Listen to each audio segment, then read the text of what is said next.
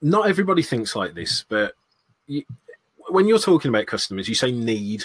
You don't say what they want. You say need.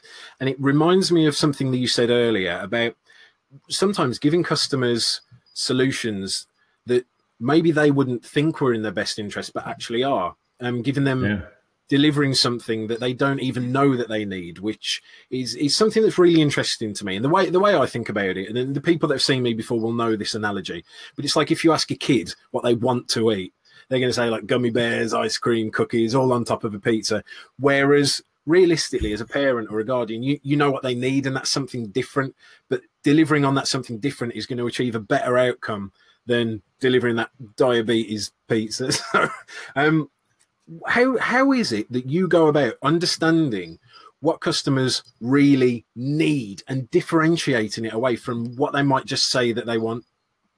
Well, first and foremost, I'm too hungry now to answer your question in light of the description of that food product. And just to echo it for a second before I answer, it was Henry Ford who said that had I asked customers, they would have asked for a faster horse, right? I mean, all in their conceptualization at the time was a horse, and they wanted an iterative improvement on what they knew.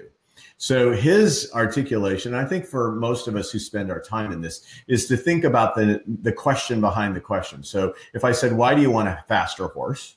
They would say, because I don't like spending as much time trying to get to where I go. So why don't you like that, right? And you ask that why question a few times, and before you know it, you're uncovering need behind the stated want. And that multiple levels of why, and you start to see why I want to be there as fast as I possibly can. Okay, well, let's start thinking of what is possible. What is possible in the creation of speed? It's, it goes beyond what is likely or what is probable. What is possible? And then how do we invest in creating solutions for those possibilities? And that's where innovation comes from.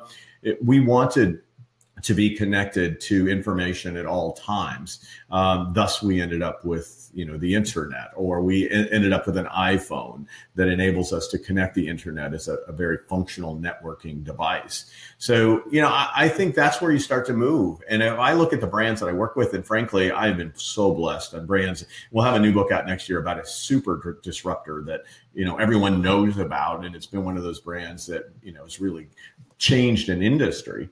It's because those brands have taken the time to say what has been the want has a deeper need, and the way the want has been met has not been the most efficient, long-term visionary way to make that happen.